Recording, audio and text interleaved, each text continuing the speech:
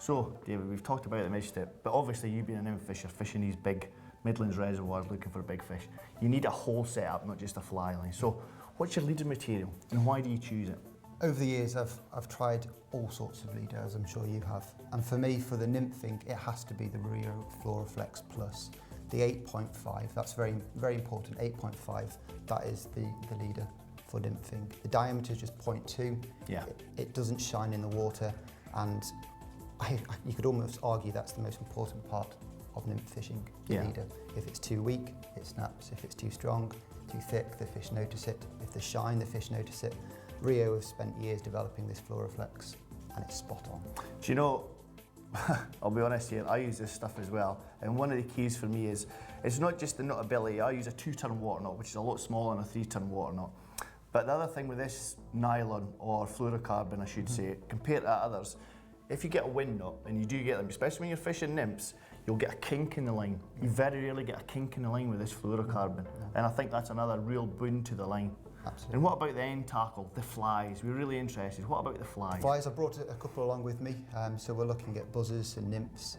I like to keep everything natural, so natural coloured buzzers. We've got black, we've got green, we've got a little bit of red. Bit of flash in there as well, a little bit just of flash, to catch the light. A little bit of UV, yeah. And whenever a fish sees it, I always say a fish will never turn down a natural looking buzzer. It'd be mad to. It's a good point. And if you're on the water with that sort of mentality, then you'll catch more fish. When you're fishing with the midge tip, one of the ways I like to fish it, I like to put a heavy fly on the top dropper so I get that vertical presentation. My other two flies, they just fall down naturally. And I think that natural thing is the key. How do you like to fish yours? Obviously, you've had great success with it. There must be a key to it. Personally, I prefer to have a really heavy buzzer on the point and two smaller ones, probably size 12, 14, going up the cast. Get the depth. Get the depth. And then I know that I'm fishing my flies in the big water column. Yeah. And if there's fish at the top, they'll take my small buzzer. If there's fish at the bottom, they'll see the big Well, this is it. If you're fishing, say, 6 feet, 12 feet and 18 feet, you've covered a lot of layers there, haven't you? And the fish, at the end of the day, they're looking up. They're going to see one of them, I would imagine. Yeah. But we've covered nymphs, and we've covered nymphs fishing deep.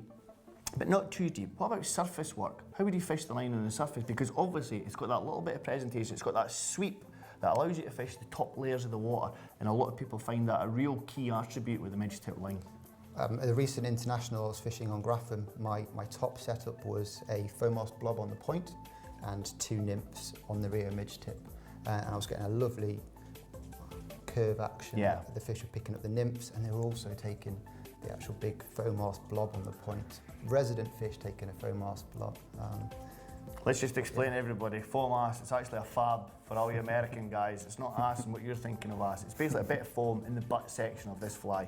And it's like a buoyant fly, isn't it, David? Yes. And it holds the rest of the nymphs off. But as you say, great for fishing the surface layers. Absolutely.